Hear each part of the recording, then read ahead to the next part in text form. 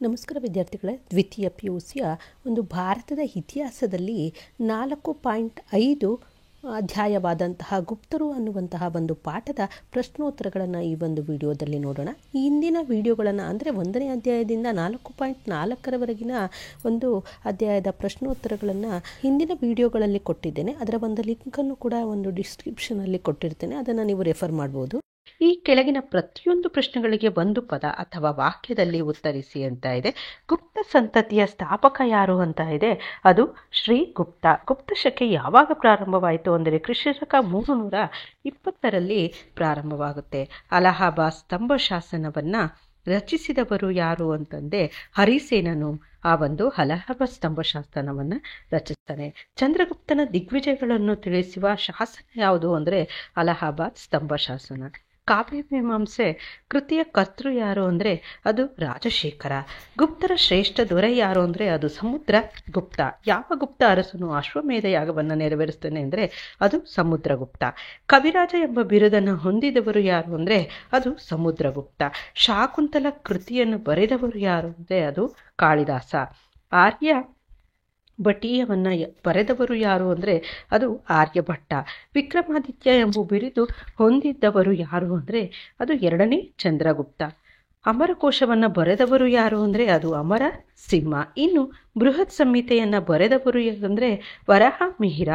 ಗೋಕಿ ಕೃತಿಯನ್ನು ಬರೆದವರು ಯಾರು ಅಂದರೆ ಅದು ಬಾಹಿಯಾನ. ಕಿರಾತಾರ್ಜುನೀಯ ಕೃತಿಯನ್ನು ಬರೆದವರು ಯಾರು ಅಂದರೆ ಅದು ಭಾರವಿ. ಭಾರತದ ವೈದ್ಯಶಾಸ್ತ್ರದ ಪಿತಾಮಹ ಅಂತ ಹೇಳಿಬಿಟ್ಟು ಯಾರನ್ನ ಕರೆಯಲಾಗಿದೆ ಅಂದರೆ ಅದು ಧನ್ವಂತರಿಗೆ. ಗುಪ್ತರ ಕಾಲದ ಕಬ್ಬಿಣ ಸ್ತಂಭ ಕಂಡು ಬಂದಿರುವುದು ಎಲ್ಲಿ ಅಂದರೆ ಅದು ಮೆಹ್ರೌಲಿಯಲ್ಲಿದೆ. 2ನೇದು ಕೆಳಗಿನ ಪ್ರತಿಯೊಂದು ಪ್ರಶ್ನೆಗಳಿಗೆ 2 ಪದ ಅಥವಾ 2 ವಾಕ್ಯದಲ್ಲಿ ಉತ್ತರಿಸಿ ಅಂತ ಇದೆ. ಗುಪ್ತರ 2 ರಾಜಧಾನಿಗಳು ಯಾವುವು ಅಂದರೆ ಅದು ಪಾಟಲಿಪುತ್ರ ಮತ್ತು ಉಜ್ಜಯಿನಿ. ಸಮುದ್ರಗುಪ್ತನ ದಿಗ್ವಿಜಯವನ್ನು ವಿವರಿಸುವ ಶಾಸನ ಯಾವುದು ಅಂದರೆ ಅದನ್ನು ರಚಿಸಿದವರು ಯಾರು ಅಂದರೆ ಅಲಹಾಬಾದ್ ಸ್ತಂಭ ಶಾಸನ ಮತ್ತು ಹರಿಸೇನೆ. ಗುಪ್ತರ ಕಾಲದ 2 ಪ್ರಮುಖ ಕವಿಗಳನ್ನು ಹೆಸರಿಸಿ ಅಂತ ಇದೆ. ಅದು ಕಾಳಿದಾಸ ಮತ್ತು ಭಾರವಿ. ಕಾಳಿದಾಸನ ಯಾವುದಾದರೂ 2 ಕೃತಿಗಳನ್ನು ಹೆಸರಿಸಿ ಅಂತ ಇದೆ. ಅದು ಶಾಕುಂತಲೆ ಮತ್ತು ಮಾಳವಿಕಾಗ್ನಿಮಿತ್ರ. ಬಾಹಿಯಾನ ಯಾರು ಅಂದರೆ ಅವನು ಏಕೆ ಭಾರತಕ್ಕೆ ಬರ್ತಾನೆ ಅಂದರೆ ಚೀನಾದ ಯಾಂತ್ರಿಕಯುತ ಬೌದ್ಧ ಧರ್ಮದ ಪ್ರಚಾರಕ್ಕಾಗಿ ಭಾರತಕ್ಕೆ ಬರ್ತಾನೆ. ಇನ್ನು ಗುಪ್ತರ ಇತಿಹಾಸ ತಿಳಿಯಲು ಸಹಾಯಕವಾಗಿರುವಂತಹ ಯಾವುದಾದರೂ 2 ಮೂಲಾಧಾರಗಳನ್ನು ತಿಳಿಸಿ ಅಂತ ಕೇಳಿದರೆ ಅಲಹಾಬಾದ್ ಸ್ತಂಭ ಶಾಸನ ಮತ್ತು ಕಾಳಿದಾಸನ ಶಾಕುಂತಲ ಕೃತಿ. ಸಮುದ್ರಗುಪ್ತನಿಂದ ಸೋಲಿಸಲ್ಪಟ್ಟ ಯಾರಾದರೂ 2 ಉತ್ತರ ಭಾರತದ ರಾಜರುಗಳನ್ನು ಹೆಸರಿಸಿ ಅಂತ ಕೇಳಿದರೆ ಅದು ರಾಜನಂದಿನ್ ಮತ್ತು ಬಾಲವರ್ಮನ್.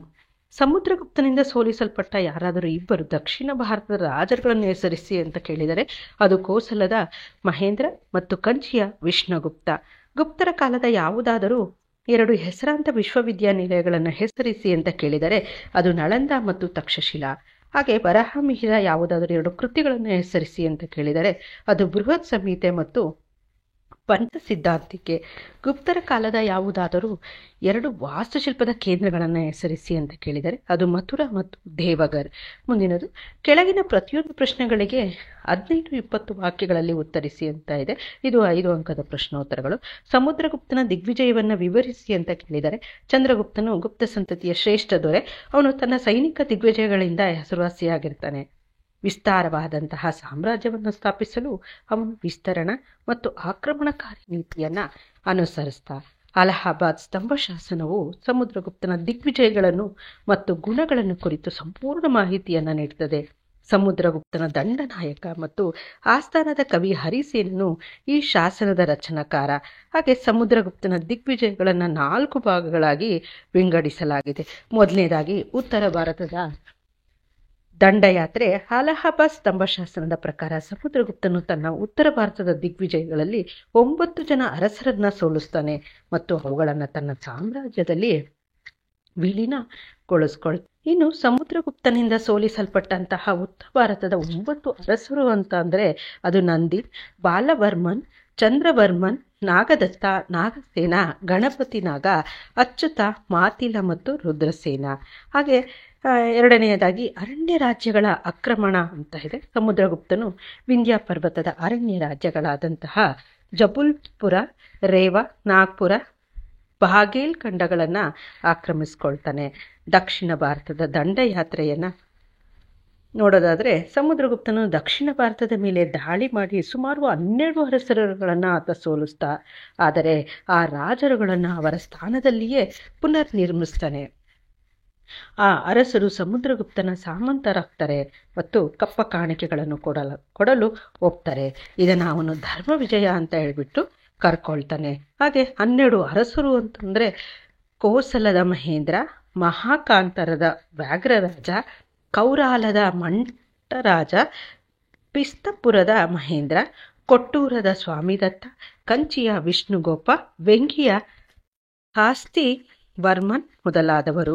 ಇನ್ನು ಗಡಿರಾಜ್ಯಗಳ ಮೇಲಿನ ಆಕ್ರಮಣ ಅಂದರೆ ಸಮುದ್ರಗುಪ್ತನು ಗಡಿರಾಜ್ಯಗಳ ಮೇಲೆ ದಾಳಿ ಮಾಡಿ ಹಲವಾರು ರಾಜ್ಯಗಳನ್ನು ವಶಪಡಿಸ್ಕೊಳ್ತಾನೆ. ಅವುಗಳು ಅಂತಂದರೆ ಅಸ್ಸಾಮಿನ ಕಾಮರೂಪ, ಬಂಗಾಳದ ಸಮತಟ, ಪಂಜಾಬಿನ ಕತ್ರಿಪುರ ಹಾಗೂ ರೋಹಿಲ್ಖಂಡ ಮೊದಲಾದವುಗಳು. ಈ ದಿಗ್ವಿಜಯಗಳ ನಂತರ ಸಮುದ್ರಗುಪ್ತನು ತನ್ನ ವಿಜಯದ ಸ್ಮರಣಾರ್ಥವಾಗಿ ಅಶ್ವಮೇಧ ಯಾಗವನ್ನು ಆಚರಿಸ್ತಾನೆ. ಆತನು ಅಶ್ವಮೇಧ ಪರಾಕ್ರಮ ಎಂಬ ಬಿರುದು ಕೂಡ ಧರಿಸ್ತಾನೆ. ಕುದುರೆಗಳ ಚಿತ್ರಗಳುಳ್ಳ ಬಂಗಾರದ ನಾಣ್ಯಗಳನ್ನು ಆತ ಹೊರಿಸ್ದ. ಸಮುದ್ರಗುಪ್ತನು ಕೇವಲ ಅರಸನಷ್ಟೇ ಅಲ್ಲದೆ ಪ್ರಸಿದ್ಧ ಸಂಗೀತಕಾರ, ಕವಿ, ವಿದ್ವಾಂಸ ಮತ್ತು ಸಾಹಿತ್ಯ ಪೋಷಕನೂ ಕೂಡ ಆಗಿದ್ದ. ಕವಿರಾಜ ಎಂಬ ಬಿರುದನ್ನು ಕೂಡ ಆತ ಹೊಂದಿದ್ದ. ಇನ್ನು 10 ಅಂಕದ ಪ್ರಶ್ನೋತ್ತರಗಳು. ಗುಪ್ತರ ಕಾಲವನ್ನು ಭಾರತದ ಇತಿಹಾಸದಲ್ಲಿ ಸ್ವರ್ಣಯುಗ ಅಂತ ಹೇಳ್ಬಿಟ್ಟು ಹೇಗೆ ಕರೀತಾರೆ ಅನ್ನುವಂಥದ್ದು ಉತ್ತರ. ಭಾರತೀಯ ಇತಿಹಾಸದಲ್ಲಿ ಗುಪ್ತರ ಕಾಲವು ವಿಶಿಷ್ಟ ಸ್ಥಾನವನ್ನು ಪಡೆದಿದೆ. ಈ ಯುಗದ ಸರ್ವಾಂಗೀಣ ಬೆಳವಣಿಗೆಯಿಂದಾಗಿ ಇತಿಹಾಸಕಾರರಾದಂತಹ ಡಾಕ್ಟರ್ ಸ್ಮಿತ್ ರವರು ಈ ಒಂದು ಕಾಲವನ್ನು ಸುವರ್ಣಯುಗ ಅಂತ ಹೇಳ್ಬಿಟ್ಟು ಕರೆದಿದ್ದಾರೆ. ಧರ್ಮ, ಶಿಕ್ಷಣ, ಸಾಹಿತ್ಯ, ಕಲೆ ಮತ್ತು ವಾಸ್ತುಶಿಲ್ಪ, ವಿಜ್ಞಾನ ಮತ್ತು ತಂತ್ರಜ್ಞಾನ ಕ್ಷೇತ್ರಗಳಲ್ಲಿ ಅವರ ಸಾಧನೆ ಅಸಾಮಾನ್ಯವಾಗಿದೆ. ಹಿಂದೂ ಧರ್ಮದ ಪುನರುತ್ಥಾನವನ್ನು ನೋಡೋದಾದರೆ ಹಿಂದೂ ಧರ್ಮದ ಪುನರುತ್ಥಾನ ಗುಪ್ತಯುಗದ ಪ್ರಮುಖ ಲಕ್ಷಣಗಳಲ್ಲಿ ಒಂದಾಗಿದೆ. ಗುಪ್ತ ಸಾಮ್ರಾಟರು ಹಿಂದೂ ಧರ್ಮದ ಅನುಯಾಯಿಗಳಾಗಿದ್ದರು. ಆದಾಗ್ಯೂ ಕೂಡ ಬೇರೆ ಧರ್ಮಗಳಾದಂತಹ ಜೈನ ಧರ್ಮ ಮತ್ತು ಬೌದ್ಧ ಧರ್ಮಗಳ ಬಗ್ಗೆಯೂ ಕೂಡ ಅವರು ಸಹಿಷ್ಣುಗಳಾಗಿರ್ತಾರೆ. ಹಿಂದೂ ಧರ್ಮವು ಗುಪ್ತರ ರಾಜಧರ್ಮವಾಗಿದೆ. ವಿಷ್ಣು, ಶಿವ ಮತ್ತು ದುರ್ಗಾ ಆರಾಧನೆ ತುಂಬ ಜನಪ್ರಿಯವಾಯಿತು. ಗುಪ್ತ ಅರಸರು ವೈದಿಕ ವಿಧಿವಿಧಾನಗಳನ್ನು ಅನುಸರಿಸ್ತಾರೆ. ಈ ಅವಧಿಯಲ್ಲಿ ಹಲವಾರು ವಿಷ್ಣು ದೇವಾಲಯಗಳನ್ನು ಕೂಡ ನಿರ್ಮಿಸ್ತಾರೆ.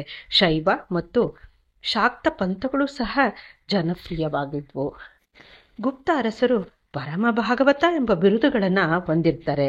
ಹಾಗೆ ಶಿಕ್ಷಣವನ್ನು ನೋಡೋದಾದರೆ ಗುಪ್ತರ ಅವಧಿಯಲ್ಲಿ ಶಿಕ್ಷಣ ತುಂಬ ಪ್ರವರ್ಧಿಸಿತು. ರಾಜರು ಸ್ವತಃ ವಿದ್ವಾಂಸರು, ಶಿಕ್ಷಣ ತಜ್ಞರು ಆಗಿರ್ತಾರೆ. ಅವರು ಶಿಕ್ಷಣಕ್ಕೆ ವಿಶೇಷ ಗಮನವನ್ನು ನೀಡಿದರು. ಈ ಕಾಲದಲ್ಲಿ ಹಲವಾರು ವಿಶ್ವವಿದ್ಯಾನಿಲಯಗಳಿದ್ವು. ಉದಾಹರಣೆಗೆ ನಳಂದ, ತಕ್ಷಶಿಲಾ, ಅಜಂತ ಮತ್ತು ಸಾರನಾಥ ಮೊದಲಾದವುಗಳು. ಪಾಟಲಿಪುತ್ರ ಮತ್ತು ವಲ್ಲಭಿ ಪ್ರಮುಖ ಶಿಕ್ಷಣ ಕೇಂದ್ರಗಳಾಗಿದ್ದವು. ಮುಖ್ಯ ವಿಷಯಗಳಾದಂತಹ ಪುರಾಣಗಳು, ಸಾಹಿತ್ಯ, ತತ್ವಶಾಸ್ತ್ರ, ಅಂಕಗಣಿತ, ಜ್ಯೋತಿಷ್ಯಶಾಸ್ತ್ರ ಮತ್ತು ವಿಜ್ಞಾನ ಪ್ರಮುಖವಾಗಿ ಬೋಧಿಸಲ್ಪಡ್ತಾ ಇದ್ವು. ಇನ್ನು ಸಾಹಿತ್ಯವನ್ನು ನೋಡೋದಾದರೆ ಶ್ಲೋಕ ರೂಪದಲ್ಲಿದ್ದಂತಹ ವೇದಗಳನ್ನೊಳಗೊಂಡಂತೆ ಧಾರ್ಮಿಕ ಸಾಹಿತ್ಯವನ್ನು ಗುಪ್ತರ ಕಾಲದಲ್ಲಿ ಬರವಣಿಗೆ ರೂಪಕ್ಕೆ ತರಲಾಯಿತು. ಗುಪ್ತರ ಯುಗವನ್ನು ಸಂಸ್ಕೃತ ಸಾಹಿತ್ಯದ ಸುವರ್ಣಯುಗ ಅಂತ ಹೇಳ್ಬಿಟ್ಟು ಕರೀತಾರೆ. ಸಮುದ್ರಗುಪ್ತನು ಕೇವಲ ಅರಸನಷ್ಟೇ ಅಲ್ಲದೆ ಒಬ್ಬ ಪ್ರಸಿದ್ಧ ಕವಿ, ವಿದ್ವಾಂಸನೂ ಕೂಡ ಆಗಿದ್ದ. ಸಾಹಿತ್ಯದ ಬೆಳವಣಿಗೆಗೆ ಪ್ರೋತ್ಸಾಹವನ್ನು ಕೂಡ ನೀಡ್ತಾನೆ. ಇನ್ನು 2ನೇ ಚಂದ್ರಗುಪ್ತನ ಆಸ್ಥಾನದಲ್ಲಿ ನವರತ್ನ ಅಂತ ಹೇಳ್ಬಿಟ್ಟು ಹಸಿಯಾಗಿದ್ದ 9 ಕವಿ ವಿದ್ವಾಂಸರು ಇರ್ತಾ ಇದ್ರು. ನವರತ್ನಗಳಲ್ಲಿ ಕಾಳಿದಾಸನು ಪ್ರಾಚೀನ ಭಾರತದ ಅತ್ಯಂತ ಶ್ರೇಷ್ಠ ಕವಿ ಮತ್ತು ನಾಟಕಕಾರನಾಗಿದ್ದ. ಅವನ ಪ್ರಸಿದ್ಧ ಕೃತಿಗಳೆಂದರೆ ಮಾಳವಿಕಾಗ್ನಿಮಿತ್ರ, ಶಾಕುಂತಲ, ರಘುವಂಶ, ಕುಮಾರಸಂಭವ, ಮೇಘದೂತ ಮತ್ತು ಋತುಸಂಹಾರ. ಹಾಗೆ ಅವರ ಒಂದು ಸಮುದ್ರಗುಪ್ತನ ಒಂದು ಅವಧಿಯಲ್ಲಿ ಇದ್ದಂತಹ ಒಂದು ಕವಿಗಳು ಅಂತಂದರೆ ನವರತ್ನ ಕವಿಗಳು ಅಂತ ಅಂದರೆ ಕಾಳಿದಾಸನ ಅವನು ಶಕುಂತಲೆ ಅನ್ನುವಂತಹ ಒಂದು ಕೃತಿಯನ್ನು ರಚಿಸ್ತಾರೆ. ವರಾಹಮಿಹಿರ ಅನ್ನುವಂಥದ್ದು ಬೃಹತ್ ಸಂಹಿತೆ, ಆಮೇಲೆ ಘಟಕರ್ಪರ ಅನ್ನುವಂಥದ್ದು ಘಟಕರ್ಪ ಕಾವ್ಯ, ವರರುಚಿ ಅನ್ನುವಂಥದ್ದು ವ್ಯಾಕರಣವನ್ನು ರಚಿಸ್ತಾರೆ. ಅಮರಸಿಂಹ ಅಮರಕೋಶವನ್ನು ರಚಿಸ್ತಾರೆ. ಧನ್ವಂತರಿ ಆಯುರ್ವೇದ ನಿಘಂಟು, ಹಾಗೆ ಶಂಕು ಶಿಲ್ಪಶಾಸ್ತ್ರ, ಕ್ಷಪಣಕ ಜ್ಯೋತಿಷ್ಯ ಶಾಸ್ತ್ರ, ವೇತಾಳ ಭಟ್ಟ ಮಂತ್ರಶಾಸ್ತ್ರವನ್ನು ರಚಿಸಿರು.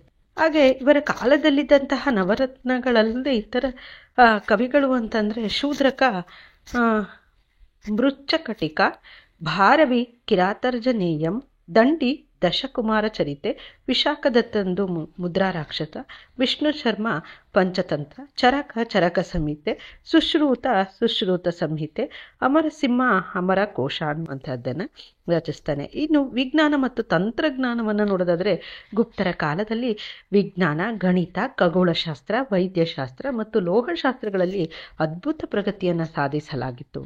ಆರ್ಯಭಟನು ಈ ಕಾಲದ ಶ್ರೇಷ್ಠ ಗಣಿತಶಾಸ್ತ್ರಜ್ಞ ಮತ್ತು ಖಗೋಳಶಾಸ್ತ್ರ ವಿಜ್ಞಾನಿಯಾಗಿದ್ದರು.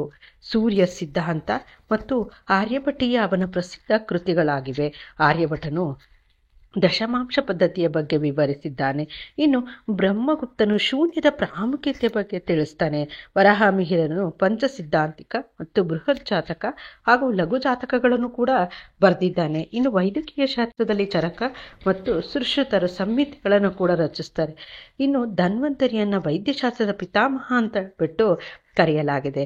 ಹಾಗೆ ಕಲೆ ಮತ್ತು ವಾಸ್ತುಶಿಲ್ಪವನ್ನು ನೋಡೋದಾದರೆ ಗುಪ್ತರ ಕಾಲದಲ್ಲಿ ಭಾರತೀಯ ದೇವಾಲಯ ವಾಸ್ತುಶಿಲ್ಪದ ಮೂಲ ರಚನಾತ್ಮಕ ಲಕ್ಷಣಗಳು ಗುಪ್ತರ ಕಾಲದಲ್ಲಿ ಅಭಿವೃದ್ಧಿಯಾಗ್ತವೆ. ಗುಪ್ತರ ಕಾಲದ ಪ್ರಸಿದ್ಧ ವಾಸ್ತುಶಿಲ್ಪಗಳು ಅಂದರೆ ಮಥುರಾ, ಬನಾರಸ್, ಪಾಟ್ನಾ, ಉದಯಗಿರಿ, ದೇವಗಢ್ ಮುಂತಾದವುಗಳು. ಇನ್ನು ಗುಪ್ತರ ಕಾಲದ ಪ್ರಸಿದ್ಧ ದೇವಾಲಯಗಳು ಅಂದರೆ ದೇವಘರ್ನ ದಶಾವತಾರ ದೇವಾಲಯ, ಭೂಮಾರದ ಶಿವ ದೇವಾಲಯ, ಬಿಟ್ಟರ್ಗಾಂವ್ನ ಇಟ್ಟಿಗೆ ದೇವಾಲಯ. ಇನ್ನು ಗುಪ್ತರ ಚಿತ್ರಕಲೆಗೆ ವಿಶೇಷವಾಗಿ ಪ್ರೋತ್ಸಾಹ ನೀಡ್ತಾರೆ. ಜೊತೆಗೆ ಅಜಂತಾದಲ್ಲಿ ಹಲವಾರು ಗುಹಾಂತ ದೇವಾಲಯಗಳನ್ನು ಕೂಡ ನಿರ್ಮಿಸ್ತಾರೆ. ಗುಪ್ತರ ಕಾಲದ ಕಲಾವಿದರು ಬುದ್ಧನ ಜೀವನಕ್ಕೆ ಸಂಬಂಧಪಟ್ಟ ಚಿತ್ರಗಳನ್ನು ಕೂಡ ಚಿತ್ರಿಸಿದ್ದಾರೆ. ಇಷ್ಟು ನಿಮ್ಮ ಒಂದು 4.5 ಅಧ್ಯಾಯಕ್ಕೆ ಸಂಬಂಧಿಸಿದಂತಹ ಪ್ರಶ್ನೋತ್ತರಗಳಾಗಿತ್ತು. ಮುಂದಿನ ಒಂದು ಅಧ್ಯಾಯದ ಪ್ರಶ್ನೋತ್ತರಗಳನ್ನು ಮುಂದಿನ ವಿಡಿಯೋದಲ್ಲಿ ನೋಡೋಣ. ಧನ್ಯವಾದ.